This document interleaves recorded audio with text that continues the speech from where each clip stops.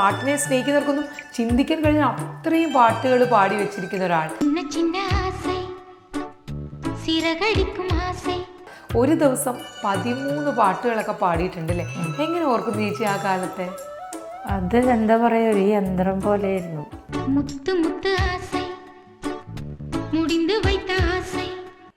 മേഘങ്ങളെയെല്ലാം തൊട്ടുവിട ആസை, സോഹങ്ങളെയെല്ലാം വിട്ടുവിട ആസை, കാർക്കുഴലിൽ ഉലകை കട്ടിവിട ആസை, ചിന്ന ആസை സിറകടിക്കും ആസை. അന്നതൊരു ബുദ്ധിമുട്ടേ അല്ല മോനെ, കാരണം ഞങ്ങൾ അതിൽ തന്നെയല്ലേ എപ്പോഴും പാടണം എന്നുള്ളൊരു, അങ്ങനെ ഞാൻ വെറി പൂണ്ട് പാടിയിരുന്ന ആ കാലഘട്ടത്തിൽ നിന്ന് ഞാൻ മാറി മാറി മാറി മാറി പാടണം എന്നുള്ളൊരു ആഗ്രഹം ഇല്ലാത്തൊരു ലെവലിലേക്ക് ഞാൻ വന്നു. ഞാനിവിടെ ഉണ്ട്, നാട്ടിലുണ്ട്, എന്നെ വർക്കിന് വിളിക്കണം എന്ന് പറഞ്ഞിട്ട് ആരും വിളിച്ചില്ല. നമ്മൾ വിചാരിക്കാത്തൊരു റെസ്പോൺസാണ് വന്നുകൊണ്ടിരുന്നത്. ഞാൻ കുറേ കരഞ്ഞതാണ് മുമ്പൊക്കെ. ചേട്ടന് ഒരു ആൻജിയോപ്ലാസ്റ്റി, ആദ്യം 2010 ഒരു ആൻജിയോപ്ലാസ്റ്റി കഴിഞ്ഞു. 2015 2020 ഒരു ആൻജിയോപ്ലാസ്റ്റി കഴിഞ്ഞിരിക്കുമ്പോൾ എനിക്ക് സിവിയർ ആർത്രൈറ്റിസ്. ഞാൻ ഫുൾ സ്റ്റിഫായി പോയി. അത് കൈയും കാലും ഒന്നും ചെയ്യാൻ പറ്റില്ല, കഴുത്ത് മാത്രം ഇങ്ങനെ അനക്കാം. ഞാനൊന്ന് എഴുന്നേറ്റ് നടക്കാൻ തുടങ്ങി. ഒരു ജൂൺ ജൂലൈ ഒക്കെ ആയപ്പോഴേക്കും എഴുന്നേറ്റ് 2021 അപ്പോൾ നമുക്ക് കോവിഡുള്ള സമയമാണ്. ഞാനൊന്ന് റിക്കവറായി വന്നു കഴിഞ്ഞപ്പോഴാണ് ഭയങ്കര ബ്ലീഡിങ്, സ്റ്റോപ്പ് ആകണില്ല. അങ്ങനെ ചെക്ക് ചെയ്തപ്പോൾ ഓവറിയിലൊരു സിസ്റ്റ് ഉണ്ടെന്ന് കണ്ടു. അങ്ങനെ അത് ചെക്ക് ചെയ്ത് ബ്ലഡ് ടെസ്റ്റൊക്കെ ചെയ്തപ്പോൾ ഇൻഫെക്റ്റഡ് ആണെന്ന് അറിഞ്ഞു. അങ്ങനെ ഉടനെ രാജഗിരിയിൽ അത് സർജറി ചെയ്തു. ഓപ്പൺ സർജറി ആയിരുന്നു. ശരിക്കും പറഞ്ഞാൽ മിൻമിനി എന്ന് പറയുന്ന ഒരു ഗായികയുടെ, അല്ലെങ്കിൽ നമ്മൾ അറിയപ്പെടുന്ന ആ ഒരു സെലിബ്രിറ്റിയുടെ ജീവിതം എന്ന് പറഞ്ഞാൽ അപ്പച്ചൻ തന്നെയാണ്. ഇപ്പൊ എൻ്റെ ജോയിച്ചൻ. അതെ അതെ അതെ അതെ, അങ്ങനെ ഒരാളുണ്ട് കേട്ടോ. ഞാൻ ശരിക്കും പറഞ്ഞാൽ ചേട്ടനെ കാണണമെന്ന് ആഗ്രഹിച്ചാണ്. കാരണം ചേച്ചി ഒരു 2 വരി പറയുന്നതിൻ്റെ ഇടയ്ക്ക് എല്ലാം കടന്നു വരും, എൻ്റെ ഭർത്താവ്, എൻ്റെ ഹസ്ബൻഡ്, അങ്ങനെ പറയുമ്പം അത്രമേൽ ചേട്ടൻ്റെ ആ ഒരു സപ്പോർട്ട്. കാരണം ഞങ്ങളിങ്ങനെ സംസാരിക്കുന്നുണ്ട്, ചേച്ചി പറഞ്ഞൊരു വാചകം എന്നെ ഭയങ്കരമായിട്ട് സ്ട്രൈക്ക് ചെയ്തു. കല്യാണം അറേഞ്ച് മാരേജ് ആയിരുന്നോ എന്ന് ഞാൻ ചോദിക്കുമ്പോൾ ചേച്ചി പറഞ്ഞത് അറേഞ്ച് മാരേജ് ആയിരുന്നു. അപ്പോൾ ഞാനിങ്ങനെ ചോദിക്കുകയാണ്, ചേച്ചി ഈ പ്രശസ്തിയിൽ നിൽക്കുമ്പോഴാണോ എന്ന് ചോദിച്ചപ്പോൾ ചേച്ചി പറഞ്ഞത് അല്ല, എൻ്റെ ശബ്ദം പോയി കഴിഞ്ഞിട്ട്. അപ്പോൾ ചേച്ചി പറഞ്ഞു, അങ്ങനെ വേണമെങ്കിൽ ഉപേക്ഷിച്ച് പോകുന്ന ഉറപ്പിച്ചു വെച്ച കല്യാണം മാറാമായിരുന്നല്ലോ. എന്താണ് ജോയ് ചേട്ടനെ കുറിച്ച് പറയാനുള്ളത്? അയ്യോ, ജോയിച്ചൻ്റെ പോലെ വേറൊരാളില്ല, ഇനി ഉണ്ടാവുകയില്ല. കാരണം ഞാൻ വളരെ പോപ്പുലറായിട്ട് നിൽക്കുന്ന സമയത്താണ് ഞങ്ങളുടെ കല്യാണം നിശ്ചയിക്കുന്നത്. അത് എൻ്റെ അപ്പച്ചൻ സുഖമില്ലാതെ പെട്ടെന്ന് ഹാർട്ട് പേഷ്യൻ്റ് ആയി. പിന്നെ ആൾക്കധികം നാളില്ല എന്നുള്ളൊരു ചിന്ത അപ്പച്ചന് വന്നപ്പോൾ 2 അപ്പച്ചന്മാരും കൂടി പരിചയമുണ്ടായിരുന്നു. നേരത്തെ പരിചയമുള്ള കുടുംബമാണ്. അതായത് ഞങ്ങൾ ഒന്നിച്ച് പ്രോഗ്രാംസിന് പോകും. അപ്പോൾ അപ്പച്ചന് എൻ്റെയും ചേച്ചിയുടെയും പാട്ട് ഭയങ്കര ഇഷ്ടമാണ്. അപ്പം ഞങ്ങൾ തൃശ്ശൂർ ഭാഗത്ത് പ്രോഗ്രാമിന് പോകുമ്പോൾ തിരിച്ചു വരുമ്പോൾ കൊരട്ടിയിലെ ചേട്ടൻ്റെ വീട്ടിലുറങ്ങും. എന്നിട്ട് രാവിലെയാണ് അവിടെ നിന്ന് തിരിച്ചു വീട്ടിലേക്ക് പോരുക. അങ്ങനെയൊക്കെ ഒരു കാലഘട്ടം ഉണ്ടായിരുന്നു. അപ്പോൾ അവിടുത്തെ അമ്മച്ചി, ചേട്ടന്മാർ, ചേച്ചിമാരെല്ലാവരും ഞങ്ങൾക്ക് വളരെ പ്രിയപ്പെട്ടവരാണ്. അവർക്ക് ഞങ്ങളും അങ്ങനെയായിരുന്നു. അപ്പം ഞങ്ങൾ അങ്ങനെ പരിചയം ആണ്. എൻ്റെ വീട്ടിൽ ആങ്ങളമാരില്ല. ഇപ്പം ഇവർ 3 ചേട്ടന്മാരുണ്ട്. ഇവർ 3 പേരും ഞങ്ങളുടെ സ്വന്തം ആങ്ങളമാരെ പോലെ ആയിരുന്നു. ഇപ്പോഴും അങ്ങനെ തന്നെ. ചേട്ടന്മാരെന്ന് പറഞ്ഞാൽ എനിക്ക് ജീവനാണ്. എൻ്റെ ഹസ്ബൻഡിൻ്റെ 2 ചേട്ടന്മാർ, ജോൺസൺ ചേട്ടനും ജൂലി ചേട്ടനും, പിന്നെ മാഗി ചേച്ചി, മേഴ്സി ചേച്ചി. 2 പേരും ഭയങ്കര എന്താ പറയുക, അവരെൻ്റെ ചേച്ചിമാർ തന്നെയാണ്. അതുപോലെയാണ് എന്നോട് അവരെല്ലാവരും. എനിക്കും അത്രമേൽ അവരൊക്കെ പ്രിയപ്പെട്ടവരാണ്. അപ്പൊ അപ്പച്ചന്മാര് കല്യാണം ഉറപ്പിക്കുന്ന സമയത്ത് ചേച്ചിയോട് ചോദിച്ചു അങ്ങനെയൊന്നും? ICUല് വെച്ചാ മോനെ. അപ്പം ഞാൻ പറയേ നമ്മുടെ കല്യാണം നമ്മൾ ചിരിക്കുന്നു. സത്യം, നമ്മുടെ കല്യാണം ICUല് വെച്ചല്ലേ തീരുമാനിച്ചത്. അതുകൊണ്ടാണ് ചോദിച്ചാൽ ഞാൻ എപ്പോഴും ICUലായിരിക്കുന്നത്. എത്ര പ്രാവശ്യം ICUല് കയറിയ ആളാണ് ഞാൻ. 2 പ്രാവശ്യം വെന്റിലേറ്ററിൽ കിടന്നു.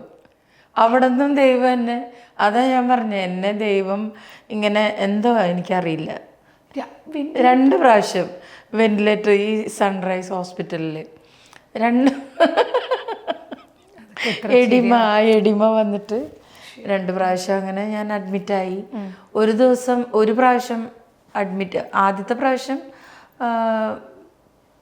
2 ദിവസം കഴിഞ്ഞപ്പോൾ വെന്റിലേറ്റർ മാറ്റി, നോർമലായി. രണ്ടാമത്തെ പ്രാവശ്യം എനിക്ക് ഒരു എന്താ പറയുക, അതെങ്ങനെ പറയണേ, എനിക്ക് ഓർമ്മയില്ലാതെ കിടക്കുക. പക്ഷെ ഞാനൊരു തൂവൽ പോലെ ഭയങ്കര ഒരു പ്രകാശം എനിക്ക് തോന്നിയൊരു അനുഭവമാണ് എൻ്റെ. ഭയങ്കര പ്രകാശമാണ്. അതിൽ ഞാനൊരു തൂവൽ പോലെ ഇങ്ങനെ ഒഴുകി നടക്കുക. അങ്ങനെ കുറേ സമയം കഴിഞ്ഞതിന് ശേഷമാണ് ഞാനൊരു നോർമൽ സ്റ്റേജിലേക്ക് വന്നത്. ഇത് എഴുതാൻ പോയ ഒരുപാടുണ്ട് എഴുതാൻ. എല്ലാരും എഴുതും നിർബന്ധിക്കുന്നു. എന്നോട് പറയുന്നു ബുക്കും പേപ്പറും പേനയൊക്കെ ഒരാൾക്കാർ കൊണ്ട് കൊടുത്തു, ഒന്ന് എഴുതും. എന്തുകൊണ്ട് എഴുതുന്നില്ല ചേച്ചി? ഒരാത്മകഥ അങ്ങനെ ഒരു നമ്മള്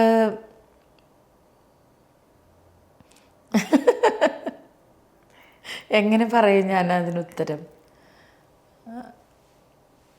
എന്തെങ്കിലും നമ്മുടെ ജീവിതത്തിൽ നന്മകൾ മാത്രമല്ലല്ലോ, നമുക്ക് മറ്റുള്ളവരിൽ നിന്ന് വിഷമങ്ങളും ഉണ്ടായിട്ടുണ്ടാവും. അതും നമ്മളൊക്കെ എന്താ പറയുക,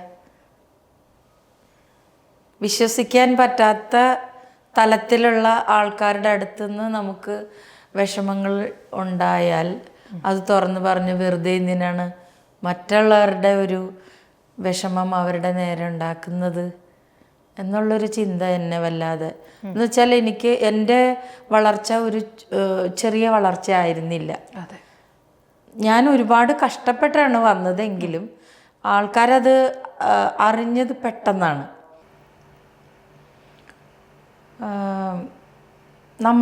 നമുക്ക് ചുറ്റും ഒത്തിരി പേരുണ്ടല്ലേ. അതെ, നമ്മളോട് എല്ലാവർക്കും സ്നേഹമാണ് എന്ന് നമ്മൾ വിചാരിക്കും.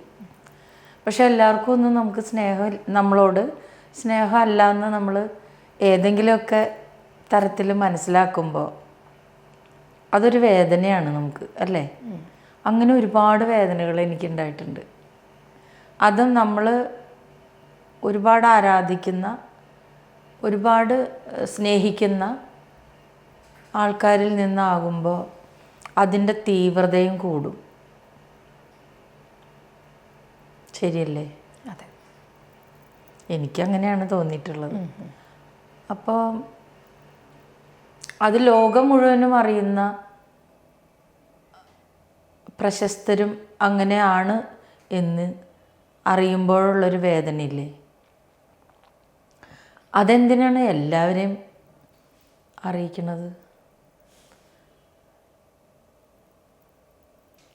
ഒരു കാര്യം എഴുതി കഴിഞ്ഞാൽ അത് എവിടെയെങ്കിലുമൊക്കെ എത്തുമല്ലോ. അതെ, അത് എൻ്റെ മക്കൾ പറയണത് അവർക്ക് അറിയാൻ വേണ്ടിയെങ്കിലും മമ്മി എഴുതണം എന്നാണ് അവർ പറയാറ്. മമ്മി അത് പബ്ലിഷ് ചെയ്യൊന്നും വേണ്ട, മമ്മിയുടെ ലൈഫ് എക്സ്പീരിയൻസ് ഞങ്ങൾ കേട്ടത് കുറച്ചാണ് എങ്കിലും മമ്മി അത് എഴുതിയാലൊരു ഞങ്ങൾക്ക് എപ്പോഴെങ്കിലും ഒന്ന് മറിച്ച് നോക്കാമല്ലോ എന്ന് മക്കൾ പറയും. അപ്പം എന്തെങ്കിലും ഞങ്ങളും പ്രതീക്ഷിക്കാം. അങ്ങനെ വെളിച്ചത്ത് വരത്തക്ക രീതിയിൽ എഴുതണം എന്ന് എനിക്കില്ല. എൻ്റെ മക്കൾക്ക് വേണ്ടി ഞാൻ എഴുതണം, ഞങ്ങളും കാത്തിരിക്കും. ഇപ്പം ചേച്ചിയുടെ ജീവിതം നോക്കണമെങ്കിൽ ശരിക്കും പറഞ്ഞ ഒരു സിനിമാ കഥ പോലെയാണ് എനിക്ക് തോന്നുന്നത്. കാരണം ഒരു സിനിമയല്ല, കുറേ സിനിമയ്ക്കുള്ള കഥ പല പാർട്ടായിട്ട് ഇത് ശരിക്കും സീരിയലാക്കാം. അതായിരിക്കും നല്ലത്. നമ്മൾ ഇപ്പോഴത്തെ പറയുന്നല്ലേ വെബ് സീരീസ് അങ്ങനെയൊക്കെ കൊടുക്കാൻ ചേച്ചില്ലേ? അല്ല ശരിക്കും എന്താ പറയുക, കേരളത്തിൽ നിന്ന് ഒരു പെൺകുട്ടി വളരെ ചെറിയ പ്രായത്തിൽ ചെന്നൈയിലേക്ക് എത്തുന്നു, പാട്ട് കിട്ടുമോ എന്ന് അറിയാനാണ് ശരിക്കും നമ്മൾ എത്തുക. ആ ദിവസം തന്നെ 2 പാട്ടുകൾ പാടുകയാണ്. അങ്ങനെ തുടങ്ങുന്ന ഒരു ജീവിതം. ഇപ്പം നമ്മളെല്ലാവരും എനിക്ക് തോന്നുന്നു ഈ കാലഘട്ടത്തിൽ പോലും രാജാ സാർ എന്ന് പറഞ്ഞാൽ എല്ലാവർക്കും കുറച്ച് പേടിയോടെ കാണും. അദ്ദേഹത്തിൻ്റെ എത്രയോ പാട്ടുകൾ അല്ലേ. അപ്പം അദ്ദേഹം തന്നെ മിനി എന്നുള്ള പേരിന് തിളക്കവും കൂടെ ചേർത്ത് മിൻമിനി ആക്കുന്നു. പക്ഷേ ചേച്ചി പറയുന്നു സാറിൻ്റെ ഒരു വാചകം ചേച്ചിനെ അത്രമേൽ വിഷമിപ്പിച്ചു എന്ന്. എങ്ങനെയായിരുന്നു ചേച്ചി അത്? അതിനിയും പറയാൻ എനിക്ക് വിഷമമാണ്. ഞാനൊരു തടവ സ്വന്ന ഞാൻ ഭയങ്കര കാര്യത്തോടെ ചോദിക്കണം. ഒരു തടവ സ്വന്ന 100 തടവ സ്വന്ന മാതിരി. അതുകൊണ്ട് ഇനി അല്ല ഞാൻ ചോദിക്കുന്നത് ചേച്ചി, അത് തിരിച്ചറിയാൻ ആ ഒരു വിഷമം അല്ലെങ്കിൽ ചേച്ചിക്ക് അത് തന്നൊരു മാനസിക ആഘാതം തിരിച്ചറിയാൻ എന്തുകൊണ്ടാണ് ഇത്രയും വർഷങ്ങൾ എടുത്തത്? എനിക്കറിയില്ല. അതൊരു എന്നെ ബാധിച്ചു എന്നൊന്നും അന്ന് തോന്നിയില്ല ചേച്ചിക്ക്? ഇല്ല. എനിക്ക് പിന്നെ തുടങ്ങി സ്റ്റുഡിയോയിൽ ചെല്ലുമ്പോൾ മൈക്ക് കാണുമ്പോൾ പേടിയാണ്, പാടാൻ പറ്റൂല. ആ ഒരു ഇൻസിഡന്റ് അതായത് അതാണോ എന്ന് എനിക്കറിയില്ല മോനെ. ഞാൻ പറഞ്ഞത് അതാണ് എൻ്റെ കാരണം എന്നല്ല ഞാൻ പറയണത്. അതെനിക്ക് ഇപ്പോഴും എനിക്ക് തീർച്ചയില്ല. അത് കാരണമെന്നല്ല, അതെന്നെ വിഷമിപ്പിച്ചിട്ടുണ്ട്. പക്ഷെ എനിക്ക് സ്റ്റുഡിയോയിൽ പിന്നെ പിന്നെ ചെല്ലുമ്പോൾ എനിക്ക് പാടാൻ പറ്റണില്ല. വീട്ടിലിരിക്കുമ്പോൾ ചിലപ്പോൾ നന്നായിട്ട് പാടും. അപ്പം സ്റ്റുഡിയോയിലേക്ക് പോകാൻ തന്നെ നമുക്ക് പേടി.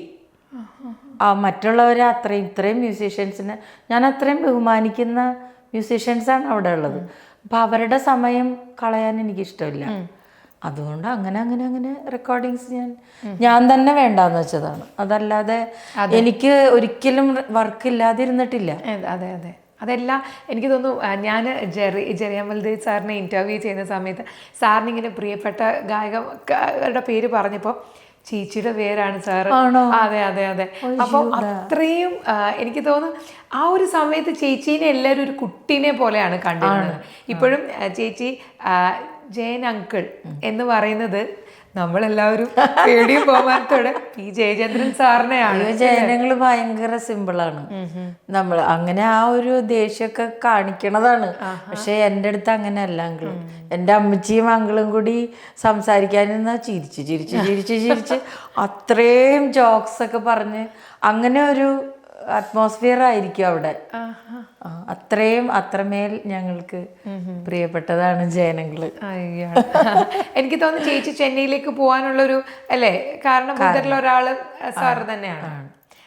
ആ ഒരു കാലഘട്ടത്തേക്ക് ചേച്ചി എങ്ങനെ ഓർക്കുന്നു? കാരണം സാറിൻ്റെ ഭയങ്കര എന്നെ പറയുന്ന ഒരു കുട്ടീനെ പോലെ കൊണ്ടുപോകുന്നു. പിന്നെ ഇത്ര അധികം പാട്ടുകൾ പാടും. ചേച്ചിയുടെ വളർച്ചയൊക്കെ അവരൊക്കെ എങ്ങനെയാണ് കണ്ടിരുന്നത്? അങ്കിളിന് ഭയങ്കര പ്രതീക്ഷയായിരുന്നു ചേനങ്കളിന് എന്നിൽ. അങ്കിളിൻ്റെ പ്രതീക്ഷയ്ക്കൊത്ത് ദൈവം എന്നെ ഒരു പരിധി വരെ ഉയർത്തി എന്നുള്ളത്. അവിടെ അങ്കിള് ജയിച്ചു. പക്ഷെ എൻ്റെ ശബ്ദം പോയതോടുകൂടി അങ്കിള് ഭയങ്കരമായിട്ട് വിഷമിച്ചു. അങ്കിളിനത് ഓർക്കണത് തന്നെ ഭയങ്കര പേടിയാണ് ജനങ്ങളിന്. അങ്കിളത് എൻ്റെ അടുത്ത് പറഞ്ഞിട്ടുണ്ട്, ഞാനിങ്ങനെയല്ല നിന്നെക്കുറിച്ച്. അത് കാരണം എനിക്ക് ഇവരെയൊക്കെ നേരെ പോയി കാണാൻ എനിക്ക് ഒരുപാട് ഇഷ്ടമാണ്. കൂടെ കുറേ നേരം ഇരിക്കണം, കുറേ നേരം സംസാരിച്ചിരിക്കണം. അങ്കിൾ അങ്ങനെയാണ്. കുറേ സുശീലമ്മയുടെ പാട്ടുകൾ പാടിത്തരും. ഇപ്പോഴും ഫോൺ ചെയ്യും, ഫോണിൽ കുറേ ഇങ്ങനെ പാടും. എന്തോരം പാട്ടുകളാണ് പാടിത്തരണേന്നറിയോ. പാടി ഇങ്ങനെ ഇരിക്കും അങ്കിള്. എത്ര മണിക്കൂർ വേണമെങ്കിലും അങ്ങനെ ഇരിക്കും. അങ്കിളിനൊരു മടുപ്പില്ല. സുശീലമ്മയുടെ പാട്ടുകൾ ഇങ്ങനെ നീ ആ പാട്ടൊന്ന് നീ അത് കേൾക്കണം. എന്നിട്ട് കാസറ്റുകൾ കൊണ്ടുവന്ന് തരും. ജയനങ്കളിൻ്റെ റിലേറ്റീവ് ഒരു ഉണ്ണിയങ്കിൾ ഉണ്ടായിരുന്നു. ഉണ്ണിയങ്കിളിൽ നിന്ന് ഞങ്ങൾ വിളിക്കുന്നതാണ് GA നായർ എന്നാണ്. അങ്കിള് ചെന്നൈയിൽ ഭയങ്കര മ്യൂസിക്കിനെ ഭയങ്കരമായിട്ട് സ്നേഹിച്ചിരുന്ന അങ്കിളാണ്. അങ്കിളിൻ്റെ വൈഫ് ഹേമാൻറ്റി, മോള് നന്നായിട്ട് പാടും, ആൻറ്റി നന്നായിട്ട് പാടും. ഇവരൊക്കെ സുജാത ചേച്ചിയുടെ റിലേറ്റീവ്സാണ്. അപ്പോൾ സുജാത ചേച്ചിയുടെ അമ്മയായിട്ട് അവർക്ക് റിലേഷനുണ്ട്. അപ്പോൾ അങ്കിളാണ് എന്നെ ഒരുപാട് പ്രോത്സാഹിപ്പിച്ചിട്ടുള്ള ഒരാൾ. എനിക്കധികം ഞാൻ പറഞ്ഞില്ലേ, ഈ 14 വയസ്സ് തുടങ്ങി സ്റ്റുഡിയോ തന്നെയാണ്. ഞാൻ പാടിയ പാട്ടുകൾ തന്നെയാണ് എൻ്റെ ഒരു പ്രാക്ടീസ് എന്ന് പറയണത്. അത് ഞാൻ ചോദിക്കണമെന്ന് ചേച്ചി, ഇത്ര അധികം പാട്ടുകൾ പാടിയിട്ടുണ്ടോ? ഇതൊക്കെ ചേച്ചി റിപ്പീറ്റ് ചെയ്ത് ആ ഒരു കാലഘട്ടത്തിൽ കേൾക്കുമായിരുന്നു? അതോ കാരണം സമയം ഉണ്ടായിരുന്നോ? ഇല്ല. പക്ഷെ എന്നും പാടല്ലേ, അടുത്ത പാട്ട് അടുത്ത ദിവസം പാടുകയല്ലേ, അതും തൊണ്ടയ്ക്കൊരു പ്രാക്ടീസ് അല്ലേ. അപ്പം അങ്ങനെ അതായിരുന്നു എൻ്റെ പ്രാക്ടീസ്. അപ്പോൾ ഞാൻ ഇവരൊക്കെ എന്ന് പറഞ്ഞാൽ പാട്ടിന് അത്രയും ആഗ്രഹത്തോടെ മനസ്സിൽ സ്വീകരിച്ചിരിക്കുന്ന ആൾക്കാരാണ് ജയനങ്ങളും ഉണ്ണിയങ്ങളൊക്കെ. അപ്പം ഉണ്ണിയങ്ങളും ജയനങ്ങളും എനിക്ക് നല്ല നല്ല ലതാജിയുടെ പഴയ പാട്ടുകൾ കൊണ്ടുവന്ന് തരും, കാസറ്റ് കൊണ്ടുവന്ന് തരും. ചെന്നൈ പോയതിന് ശേഷം എനിക്ക് അങ്ങനെ കേൾക്കാനുള്ളൊരു സമയമൊക്കെ കിട്ടിയിട്ടുണ്ട്. അപ്പം ഞാൻ അങ്കിളൊക്കെ അടുത്ത വിസിറ്റിന് വരുന്നതിന് മുമ്പ് ഞാനിതൊക്കെ പഠിച്ചു വയ്ക്കും. എന്നിട്ട് എന്നെ കൊണ്ട് ഞാനും ജാൻസി ചേച്ചി, എൻ്റെ ചേച്ചി, ഞങ്ങൾ രണ്ടുപേരും അത് പഠിക്കും. ഞങ്ങൾ രണ്ടുപേരും അത് അങ്കിളിനെയും ഈ രണ്ട് അങ്കിൾമാരെയും ആൻറ്റീനെയും പ്രിയ ചേച്ചീനെയൊക്കെ പാടി കേൾപ്പിക്കും. ഇതൊരു തെളിഞ്ഞ ഓർമ്മകളാണ്, എൻ്റെ സ്വീറ്റ് മെമ്മറീസ് ആണ് അതൊക്കെ. അതുപോലെ തന്നെ എനിക്ക് തോന്നുന്നു ചേച്ചി യാത്ര ചെയ്യാത്ത രാജ്യങ്ങളുണ്ടോ? ശരിക്കും രാജ്യങ്ങളൊക്കെ ഉണ്ട്. അന്ന് എത്രത്തോളം യാത്രകൾ, ഒരുപാട് അല്ലേ? ഏതൊക്കെയായിരിക്കും ഏറ്റവും മെമ്മറബിൾ ആയിട്ട്? ഏറ്റവും ആദ്യം പോയത് ദുബായ്, മിഡിൽ ഈസ്റ്റ് കംപ്ലീറ്റ്. അത് ഒരു എത്ര ദിവസത്തെ ആയിരുന്നു ശരിക്കും ഓർമ്മയില്ല, ഒരു മാസത്തോളം ഉണ്ടായിരുന്നു എന്ന് തോന്നുന്നു. അന്ന് നമ്മുടെ ഷെയ്ൻ്റെ പപ്പ അബീക്ക, നന്ദു ചേട്ടൻ, പിന്നെ മണി എന്ന് പറഞ്ഞിട്ട് ആ ചേട്ടൻ്റെ ആയിരുന്നു ഗ്രൂപ്പ് തരങ്കിണി, ബോംബെ തരങ്കിണി ഓർക്കസ്ട്ര, അവരെല്ലാവരും ഉണ്ടായിരുന്നു. അങ്ങനെയാണ്. പിന്നെ വത്സല മേനോൻ മാം ഉണ്ടായിരുന്നു, ഗീത മാം ഉണ്ടായിരുന്നു, ഇന്നസെൻ്റ് അങ്കിള്, നെടുമുടി വേണു. അതാണ് ആദ്യത്തെ യാത്ര. അതൊരു ഭയങ്കര സുഖമുള്ള ഓർമ്മകളും നല്ലൊരു യാത്രയായിരുന്നു അത്. എൻ്റെ ആദ്യത്തെ ഗൾഫ് ട്രിപ്പാണത്. 89 19 വയസ്സ്. പക്ഷെ എന്നെ കണ്ട 19 വയസ്സൊന്നും തോന്നുന്നില്ല. അല്ല, അതുപോലെ തന്നെ ചോദിക്കണമെന്ന് ചോദിച്ചാൽ ഇപ്പോഴൊക്കെ ഈ ആൾക്കാർ ഇതുപോലെ ട്രിപ്പ് എന്നൊക്കെ പറഞ്ഞാൽ അതിനുവേണ്ടി ഡ്രസ്സ് സെലക്ട് ഡിസൈൻ അന്നത്തേക്ക് എങ്ങനെയായിരുന്നു ചേച്ചി? കാരണം കുറേ നല്ല നല്ല ഭംഗിയുള്ള ചുരിദാറിലൊക്കെ ഞാൻ ചേച്ചീനെ കണ്ടിട്ടുണ്ട്. അതൊക്കെ ഇപ്പോഴല്ലേ മോനെ. അന്നത്തെ അവസ്ഥ എന്ന് പറഞ്ഞാൽ ഞാൻ പാടി തുടങ്ങിയ സമയങ്ങളിൽ ഞാൻ വളരെ സാധാരണ ഒരു കുടുംബത്തിലെ ആളാണ്. എന്നും പ്രോഗ്രാം ആകുമ്പോൾ എന്നും മാറിയിടാനൊന്നും എൻ്റെ കയ്യിലില്ല. വളരെ കുറച്ച് ഉടുപ്പുകളെ എൻ്റെ അടുത്തുണ്ടായിരുന്നുള്ളൂ. അപ്പോൾ എൻ്റെ കൂടെ പഠിക്കുന്ന കുട്ടികളുണ്ടല്ലോ, എൻ്റെ ക്ലാസ്സിൽ പഠിക്കുന്ന കുട്ടികൾ, അവർ ബോർഡിങ്ങിൽ, ഞാൻ പഠിച്ചത് സെൻറ്റ് ഫ്രാൻസിസ് ഗേൾസ് ഹൈസ്കൂളിലാണ്. അപ്പോൾ അവിടെ ബോർഡിങ്ങിൽ കുറച്ച് നല്ല ഫ്രണ്ട്സ് ഉണ്ട് എനിക്ക്.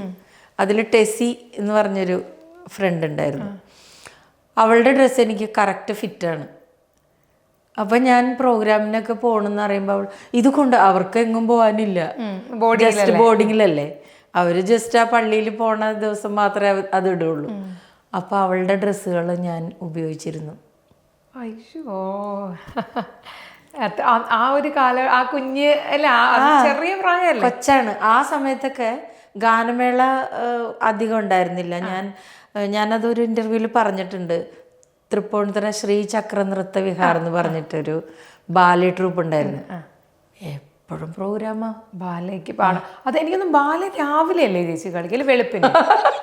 അപ്പൊ സ്കൂളിലൊക്കെ എങ്ങനെ പോവും?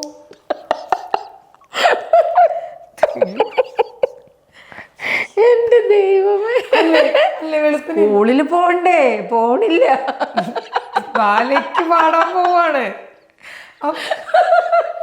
സ്കൂളിൽ പോക്കില്ല. ബാലെ അന്ന് എത്ര വയസ്സ്? അന്ന് 10-11 വയസ്സൊക്കെ. 11 വയസ്സ്. അപ്പോൾ അതൊരു 3-3.5 വർഷത്തോളം ഞാൻ അവിടെ പാടി. അറ്റൻഡൻസ് ഒന്നുമില്ല, പക്ഷെ ഞങ്ങൾ ഇങ്ങനെ കോമ്പറ്റീഷനൊക്കെ പോകുമ്പോൾ എപ്പോഴും പ്രൈസൊക്കെ മേടിക്കണമായിരുന്നു. സിസ്റ്റേഴ്സിന് ഞങ്ങൾ ഭയങ്കര ജീവനാണ്. സിസ്റ്റർ അംബ്രോസിയ ഹെഡ് മിസ്ട്രസ് ആയിരുന്നു, സിസ്റ്റർ പ്രഷീല ഹെഡ് മിസ്ട്രസ് ആയിരുന്നു. പിന്നെ അവിടുത്തെ ടീച്ചേഴ്സ് ഒരുപാട്, അവിടെ ഉണ്ടായിരുന്ന എല്ലാ ടീച്ചേഴ്സും ഞങ്ങൾക്ക് ഭയങ്കര സപ്പോർട്ടായിരുന്നു. മനസ്സിലായോ? അപ്പോൾ സ്കൂളിൽ ചെന്നില്ലെങ്കിലും പിന്നെ ഹോംവർക്ക് ഇല്ലാത്ത ആൾക്കാരെ എണീപ്പിച്ച് നിർത്തും. അപ്പം ഞാൻ ഞാൻ ഏതെങ്കിലും സമയത്ത് ചെയ്തിട്ടുണ്ടെങ്കിലും ഇപ്പൊ ചെയ്യാത്ത ആൾക്കാർ റോസിലൊന്ന് എണീക്കോ കാരണം എന്താ ഞാനുണ്ടെങ്കിൽ അടിക്കൂല. അന്നേ ഇങ്ങനെയാണ്, ആ പ്രായത്തില് ഇത്ര പാവമാണ്. ഇതിനെനിക്ക് നിൽക്കുക ഓർമ്മ. അങ്ങനെയൊക്കെ ഉണ്ടായിട്ടുണ്ട്. പിന്നെ അതാ ഞാൻ കോമ്പറ്റീഷൻസിനൊക്കെ പോകുമ്പോൾ ടെസ്സിയുടെ ഡ്രസ്സാണ് ഞാൻ ഉപയോഗിച്ചിരുന്നത്. അപ്പോൾ അവളുടെ ഡ്രസ്സുകൾ നല്ല ഭംഗിയുള്ള ഡ്രസ്സുകളൊക്കെ ഉണ്ടായിരുന്നു. അതൊക്കെ തരും എനിക്ക്. ഇപ്പോഴും ആ ഒരു സൗഹൃദം ഉണ്ടോ? അപ്പം എവിടെയാണെന്ന് അറിയില്ല. ഇടയ്ക്ക് ഞാൻ നാട്ടിൽ വന്നതിന് ശേഷം കുറച്ച് നാൾ അവളെ ഞാൻ കാണുമായിരുന്നു. അവളുടെ പാട്ടൊക്കെ എഴുതും. പക്ഷെ ഇപ്പം എവിടെയാണ് ആളെന്ന് എനിക്കറിയില്ല. ഇപ്പം ചേച്ചി ഇപ്പം നമ്മൾ പറഞ്ഞല്ലോ ഒരുപാട് ലെജൻസിൻ്റെ കൂടെ വർക്ക് ചെയ്തിട്ടും. ഇപ്പം റഹ്മാൻ സാറിനെ കുറിച്ച് പറഞ്ഞു തരുന്നു. സാർ രാവിലെയാണ് കൂടുതലും റെക്കോർഡിങ്സും ഒക്കെ. അങ്ങനെ എന്തെങ്കിലും ഓർമ്മകളുണ്ടോ ചേച്ചിക്ക് ആ കാലഘട്ടത്തിൽ? ഇപ്പം രാവിലെ അല്ല, രാത്രി. രാത്രി അതായത് പക്ഷെ ഞാൻ എൻ്റെ പാട്ടുകൾ ഒരുപാട് രാത്രി അങ്ങനെ പാടിയിട്ടില്ല. ഞാൻ മിക്കവാറും 9 അല്ലെങ്കിൽ 10-10:30 ഉള്ളിൽ ഞാൻ പാടി പോന്നിട്ടുണ്ട്. അങ്ങനെ രാത്രി റെക്കോർഡ് ചെയ്ത ഒരു ഓർമ്മ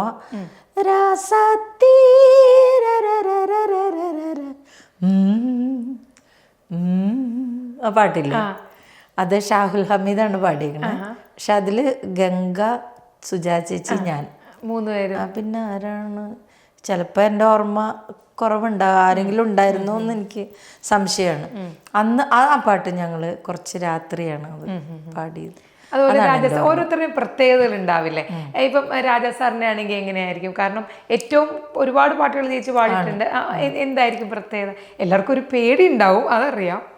എനിക്ക് പേടി ഉണ്ടായിട്ടില്ല ശരിക്കും. അയ്യോ, ഞാൻ സ്റ്റുഡിയോയിൽ ചെല്ലുമ്പോഴേ അസിസ്റ്റന്റ് സുന്ദരാജൻ സാറുണ്ട്. സാറിനൊക്കെ ഭയങ്കര പേടിയാണ്. രാജാ സാർ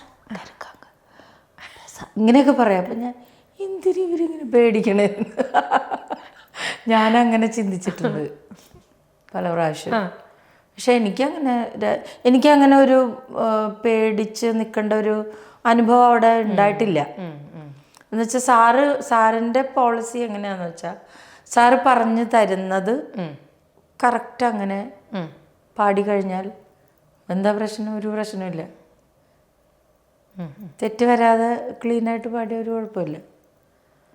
എന്നുവെച്ചാൽ നമ്മുടെ ഫ്രഷ് മൈൻഡാണെന്നൊക്കെ. നമ്മുടെ മൈൻഡിൽ വേറെ ഒന്നുമില്ല, പാട്ട് മാത്രമല്ലേ ഉള്ളൂ. അപ്പം എന്ത് പറഞ്ഞു തന്നാലും അത് ഒരു പ്രാവശ്യം കേട്ടാൽ അത് ഫീഡാകും.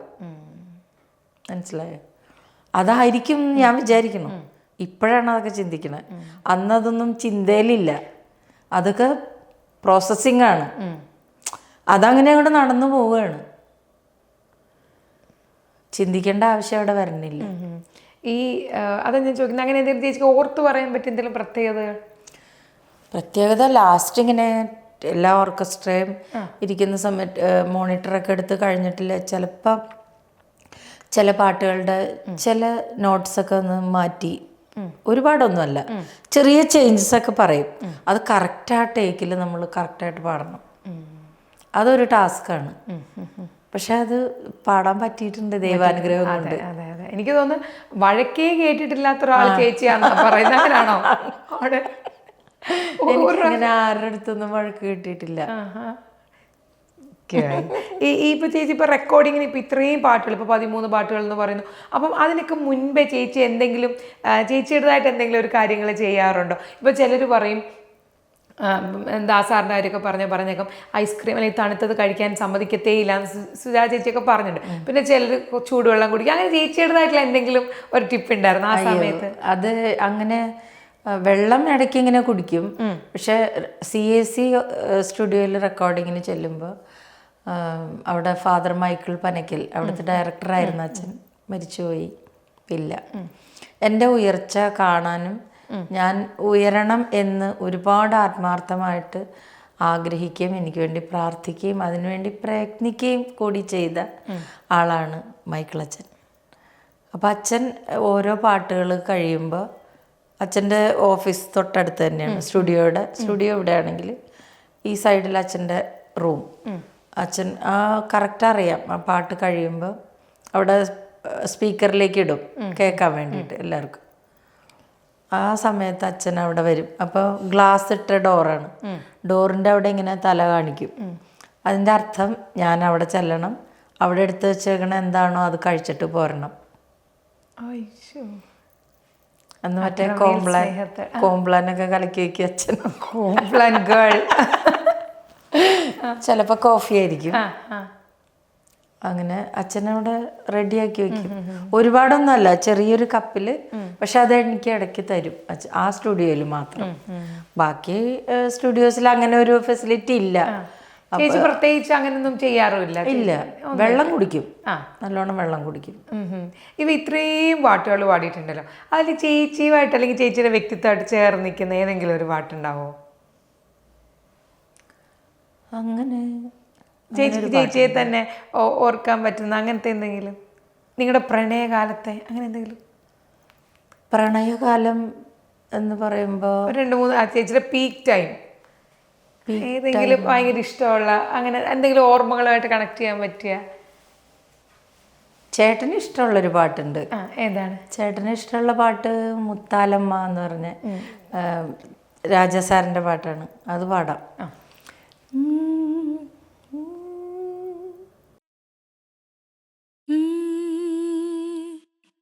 முத்தாலம்மா என் முத்தாலம்மா இந்த முத்தழகன் பக்கம் வர கண் பாரம்மா. முத்தாலம்மா என் முத்தாலம்மா இந்த முத்தழகன் பக்கம் வர கண் பாரம்மா. உந்தன் ஒத்தாசைதா இந்த பூம்பாவை பூச்சூட வேணுமம்மா. இந்த அத்தானைத்தான் மேல் பித்தாக செய்தாய நீதானம்மா. முத்தாலம்மா என் முத்தாலம்மா இந்த முத்தழகன் பக்கம் வர கண் பாரம்மா. അത് ചേട്ടന് ഭയങ്കര ഇഷ്ടമുള്ള പാട്ട്. പാട്ട് ഇഷ്ടം എന്ന് ചോദിച്ചു. അതെന്താണെന്നറിയില്ല, ചേട്ടന് ഭയങ്കര ഇഷ്ടമുള്ളൊരു ആദ്യകാലങ്ങളിൽ പാടിയ പാട്ടാണ് അത്. രാജാ സാറിൻ്റെ അടുത്ത് ചെന്ന അതേ ആഴ്ചയിലാണോ അത് അടുത്ത ദിവസങ്ങളിലാണ് തോന്നുന്നു, ശരിക്കും ഓർമ്മയില്ല. പിന്നെ എൻ്റെ പേരുള്ളൊരു പാട്ട്, അത് ഞാൻ അത് എന്നുവെച്ചാൽ മിൻമിനി എൻ്റെ പേര് മാത്രമല്ല, മിൻമിനി എന്ന് പറയുന്ന മിന്നാമിനിങ്ങാണ്. അതെ. അപ്പം അങ്ങനെ ഒരു പാട്ട് ആദിത്യൻ സാറിൻ്റെ മ്യൂസിക്കിൽ ഞാൻ പാടിയിട്ടുണ്ട്. അത് കൺമണിക്ക് നെഞ്ചിൽ എന്ന നാണമോ இந்த மின்மினிக்கு தொட்டில் அந்த வானமோ. கண்மணிக்கு நெஞ்சில் என்ன நாணமோ இந்த மின்மினிக்கு தொட்டில் அந்த வானமோ. ஓடிச்செல்லும் மேகங்களே ஓய்வெடுத்து நில்லுங்களே, காதல் என்றும் வாழ்கவென்று கானமழை தூவுங்களே. லலலாலா லலலாலா லலலாலா. അങ്ങനെ ഒരു പാട്ട്. അതുപോലെ എന്താ ചേച്ചി ഏറ്റവും ബുദ്ധിമുട്ടെന്ന് തോന്നിയിട്ട്, അതായത് ഇപ്പം അങ്ങനത്തെ ഒരു പാടുണ്ടാവില്ലേ നമുക്ക്, ഇത് പാടാൻ ഭയങ്കര ബുദ്ധിമുട്ടായിരുന്നു പക്ഷെ കിഡിലായിട്ട് നമ്മളത് പാടി, അങ്ങനത്തെ അതെങ്ങനെ ഏത് പാട്ടായിരിക്കും? അങ്ങനെ ബുദ്ധിമുട്ടി ശരത്തിൻ്റെ ഒരു പാട്ട് അങ്ങനെ പാടിയിട്ടുണ്ട്. അത് പക്ഷേ ഭയങ്കര ക്ലാസിക്കൽ സോങ്ങാണ്. ഞാൻ അത്രയും പ്യുവർ ക്ലാസിക്കൽ അങ്ങനെ അധികം പാടിയിട്ടില്ല. അത് കുറച്ച് ബുദ്ധിമുട്ടിയാണ് പാടിയത്. സാറിന് എനിക്ക് തോന്നുന്നു എല്ലാ പാട്ടുകളും അല്ലേ കുറച്ച് ബുദ്ധിമുട്ടുള്ള. ശരത്ത് പിന്നെ പാട്ടുകാരെ കൊല്ലാൻ വേണ്ടിയിട്ടാണ് പാട്ട്. ഞാൻ ചോദിച്ചിട്ടുണ്ട്, കൊല്ലാൻ വേണ്ടി ഉണ്ടാക്കിയതാണോ? ഞാൻ ചോദിക്കട്ടെ ചേച്ചി, അതുപോലെ തന്നെ എനിക്ക് ഭയങ്കര അത് ആ പാട്ട് പാടിയത്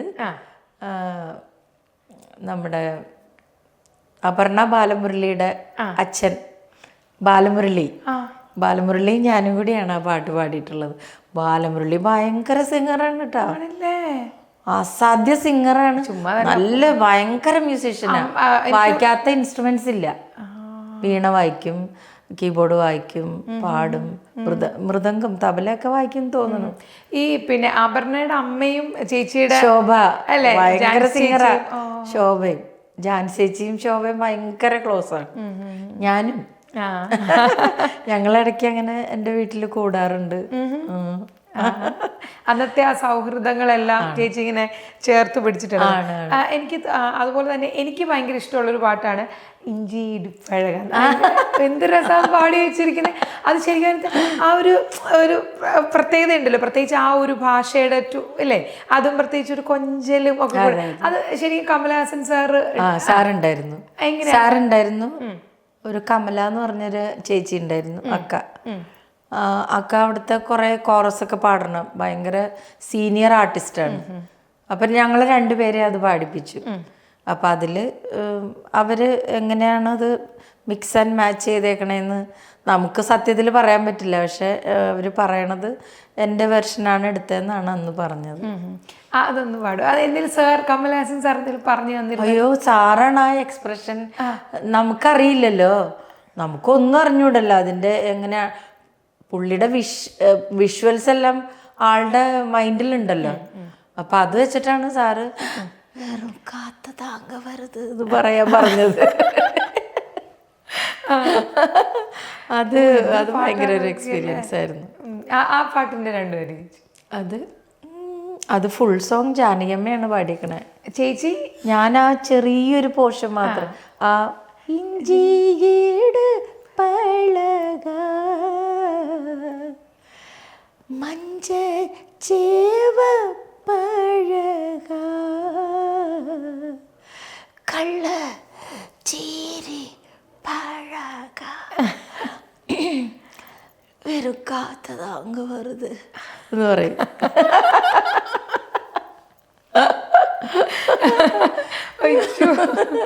അതൊരു അല്ലേ, അത് ശരിക്കും പറഞ്ഞാൽ അങ്ങനെ തന്നെ ഉൾക്കൊണ്ട് പറയുമ്പോൾ നമുക്ക് സിനിമയായിട്ട് കണക്ട് ചെയ്യുമ്പോൾ തോന്നിയില്ല. അത് പക്ഷെ ഒട്ടും എൻ്റെ ഒരു ഇതേ അല്ല അത്. അത് സാറ് എങ്ങനെ പറഞ്ഞു തന്നോ അതാണ് അതാണ് പാടിയത്. ഇപ്പൊ അതുപോലെ റഹ്മാൻ സാറിന്റെ ഒരു പഴയ ഇന്റർവ്യൂല് പറയുന്നുണ്ടായിരുന്നു, ലതാ മങ്കേഷ്കർ, ആശ ഭോസ്ലെ, ജാനകി അമ്മ ഇവരെല്ലാം കൂടെ ചേർന്നതാണ് ചേച്ചിന്ന്. അപ്പൊ അങ്ങനെ കേൾക്കുമ്പോൾ ചേച്ചിക്ക് എന്താ തോന്നുന്നത്? കാരണം ഇന്ത്യ കണ്ട ഏറ്റവും മികച്ച പാട്ടുകാർ എല്ലാം ചേച്ചിയിലുണ്ട് എന്ന് പറയുമ്പോൾ എനിക്കെന്താ തോന്നണമെന്ന് എനിക്കതിന് വാക്കുകളില്ല പറയാൻ. എല്ലാത്തിനും നന്ദി മാത്രം, ദൈവത്തിന് നന്ദി. അതുപോലെ രസകരമായിട്ട് കാര്യം ചെയ്യട്ടെ ചേച്ചി, അന്ന് നമ്മളിപ്പോൾ ഈ സോഷ്യൽ മീഡിയ ഒന്നും ഇത്ര ഇതല്ല. അന്നൊക്കെ ഭയങ്കര ആരാധക വൃന്ദം ഉണ്ടായിരുന്നിരിക്കില്ലേ, നിറയെ കത്തുകൾ വരുന്നു, അങ്ങനെ എന്തെങ്കിലും അങ്ങനത്തെ രസകരമായ കാര്യങ്ങൾ ഓർമ്മയുണ്ടോ ചേച്ചിക്ക്? കത്തുകൾ ഇഷ്ടംപോലെ വരുമായിരുന്നു. അതൊരു സന്തോഷമാണ്. എന്ന് വെച്ചാല് അന്ന് വേറെ മാധ്യമം ഇല്ലല്ലോ. അതെ, ഒരുപാട് കത്തുകൾ വരും. അപ്പൊ ആർക്കും ഞാൻ മറുപടി ഒന്നും അയച്ചിട്ടില്ല. എല്ലാ കത്തുകളും ഒന്നും നമുക്ക് വായിക്കാനും പറ്റിയിട്ടില്ല. ഇല്ല മോനെ, ആ സമയത്തെ തിരക്ക് അങ്ങനെയാണ്. അത് ഇങ്ങനെ വെറുതെ നമ്മൾ പറയുമ്പോ അത് പിന്നെ ഒരു എഴുത്ത് വായിക്കാൻ നേരമില്ല, അങ്ങനെയൊക്കെ തോന്നും. പക്ഷെ അതായിരുന്നു സത്യം. അതുപോലെ ഞാൻ കേട്ടത് സത്യമാണെന്ന് അവിടെ കുറെ സെലിബ്രിറ്റി പ്രപ്പോസലൊക്കെ വന്നിട്ടുണ്ട് എന്ന് കേട്ടു. എന്നിട്ടും ഞങ്ങളുടെ ജോയി ചേട്ടൻ തട്ടിയെടുത്തിരിക്കുകയാണ്. ശരിയാണോ ചേച്ചി? ശരിയാണ്. എന്നിട്ട് എന്താ അതൊക്കെ വേണ്ടെന്ന് വെച്ചേ? ഞങ്ങളുടെ കല്യാണം നേരത്തെ ഉറപ്പിച്ചില്ലേ? അല്ലെങ്കിൽ നമുക്ക് നല്ല രീതിയിൽ തന്നെ നല്ല അങ്ങനെയല്ല. എൻ്റെ അപ്പച്ചന് എൻ്റെ സേഫ്റ്റിയാണ് ആള് ആഗ്രഹിച്ചത്.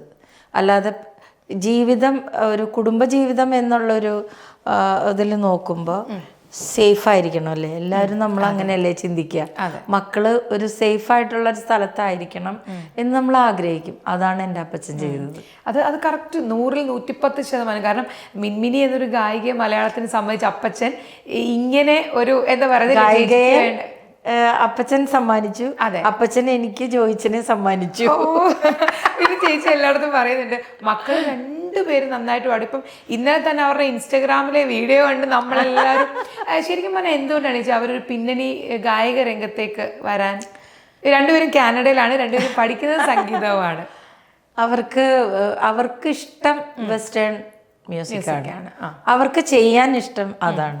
പക്ഷെ അവർ രണ്ടുപേരും മലയാളം സോങ്സും ഹിന്ദിയും തമിഴൊക്കെ അസലായിട്ട് പാടും. പക്ഷെ അവർക്ക് അങ്ങനെ ഇങ്ങനെ സിനിമ എന്നുള്ളൊരു മേഖല, അങ്ങനെ ഒരു അട്രാക്ഷൻ അവർക്ക് തോന്നിയിട്ടില്ല. അവര് കണ്ടിട്ടുള്ളത് സിനിമയിൽ പാടുന്ന മമ്മീനെ അല്ല, അവരുടെ കൂടെ ആയിരുന്ന മമ്മീനെയാണ് അവർ കണ്ടിട്ടുള്ളത്. എനിക്ക് തോന്നുന്നു മോൻ്റെ കാര്യം ചേച്ചി പലയിടത്തും പറയാറുണ്ട്. അവനൊരു ശരിക്കും ചേച്ചിക്കൊരു റീബർത്ത് പോലാണ് പാട്ടിന്റെ കാര്യത്തിൽ അല്ലേ, കുഞ്ഞിന് വേണ്ടി താരാട്ട്. അങ്ങനെയാണെങ്കിൽ, അങ്ങനെ നോക്കുകയാണെങ്കിൽ എനിക്ക് മിലിയിലെ പാട്ടിന്റെ രണ്ടുപേര് പാടിത്തരണം. കാരണം എനിക്കും കുട്ടികളുള്ള നമ്മളെല്ലാവരും ഹൃദയത്തിലേക്ക് എടുത്തു വെച്ചൊരു പാട്ടാണ്. നല്ല പാട്ടാണ്, നല്ല പാട്ട്. അത് വിളിക്കാൻ അത് പാടാൻ വേണ്ടി ഗോപിച്ചേട്ടൻ വിളിച്ചപ്പം അത് വിളിക്കാൻ കാരണം എൻ്റെ 2ാം വരവും 3ാം വരവും 4ാം വരവൊക്കെ കഴിഞ്ഞു ശരിക്കും. അപ്പൊ എന്നെ ആദ്യം ഇങ്ങനെ കുറെ നാളുകൾക്ക് ശേഷം വിളിച്ചത് മേജർ എൻട്രി സിനിമയില്. അതില്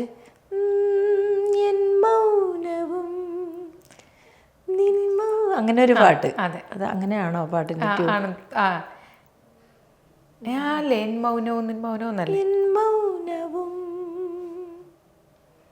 അങ്ങനെ തുടങ്ങുന്ന ഒരു പാട്ടാണത്. അതിനുശേഷം 2 തെലുങ്ക് പാട്ടുകളും കൂടി മെജോയ്ക്ക് വേണ്ടി പാടി. പിന്നെ ആരും വിളിക്കാറില്ല എന്ന് എനിക്ക് പറയാൻ ഇഷ്ടമില്ല. കാരണം ഞാനും അതിനൊരു എന്നെ എല്ലാവരും വിളിക്കണം എന്ന് തോന്നിപ്പിക്കുന്ന രീതിയിൽ ഞാൻ ഒന്നും ചെയ്തിട്ടില്ല. അത് അവരുടെ തെറ്റെന്ന് പറയാൻ എനിക്ക് പറ്റില്ല. അപ്പം ഞാനങ്ങനെ ഞാൻ ശ്രദ്ധിക്കപ്പെടത്തക്ക രീതിയിലൊന്നും തന്നെ അല്ല. പിന്നെ കുറേ നാൾ കഴിഞ്ഞപ്പോൾ ദീപക് ദേവ് ചേട്ടനുമായിട്ട് ദുബായിൽ വെച്ച് നല്ല പരിചയമാണ്. ദീപുവിന് അങ്ങനെ കീബോർഡിൻ്റെ പ്രോഗ്രാമിംഗ് ഒക്കെ പഠിപ്പിക്കാനൊക്കെ ചേട്ടൻ ഇടയ്ക്ക് അവരുടെ വീട്ടിൽ ചെല്ലുമായിരുന്നു. അങ്ങനെ ജോയങ്കിൾ എന്നാണ് വിളിക്കണത് എൻ്റെ ചേട്ടനെ. ദീപു അന്ന് ചെറുതാണ്. അപ്പം അങ്ങനെ ഭയങ്കര ക്ലോസ് ആണ്. പിന്നെ ദീപുവിൻ്റെ ആദ്യത്തെ പരസ്യം, ജോയ് ആലുക്കാസിൻ്റെ പരസ്യം ഞാനാണ് പാടിയിട്ടുള്ളത്. ആ പരസ്യം ഞാനും ദേവാനന്ദും കൂടിയാണ് പാടിയിട്ടുള്ളത്. പിന്നെ അതിന് ശേഷം എന്നെ വിളിക്കുന്നത്, അന്ന് ഞങ്ങൾ ചെന്നൈയിലാണ്. ഇപ്പോൾ നാട്ടിൽ വന്നതിന് ശേഷം ദീപു വിളിച്ചതാണ് ആ നിലാക്കുടമ എന്നുള്ള പാട്ട്. അസല് പാട്ടാണ്. നിലാക്കുടമേ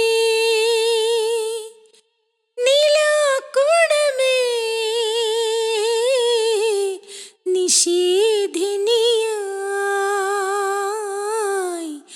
വിണ്ണോരം വാ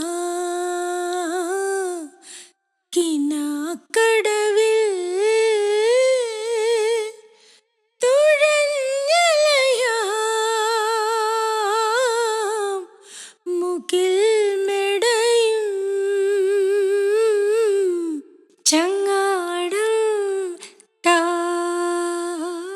അതാണ് പാട്ട്. അത് പാടാനാണ് ദീപു വിളിച്ചത്. പിന്നെ അതിനുശേഷം അത് കേട്ടതിന് ശേഷമാണ് ഗോപി സുന്ദർ മിലിക്ക് വേണ്ടി വിളിക്കുന്നത്. അത് ട്രിവാൻഡ്രത്തായിരുന്നു എൻ്റെ റെക്കോർഡിങ്, വിസ്മയ സ്റ്റുഡിയോയിലായിരുന്നു. അത് പാടിയ ശരിയാവുമെന്നറിയില്ല, പാടാം. കൺമണിയേ കൺമണിയേ പാട്ടുമൂളുകില്ലേ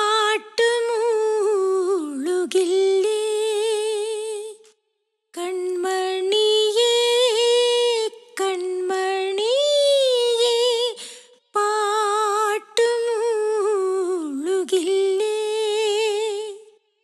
കൺമുന്നിൽ കാണുന്ന ദേവാംശമല്ലേ നോവിൽ തലോടാനായി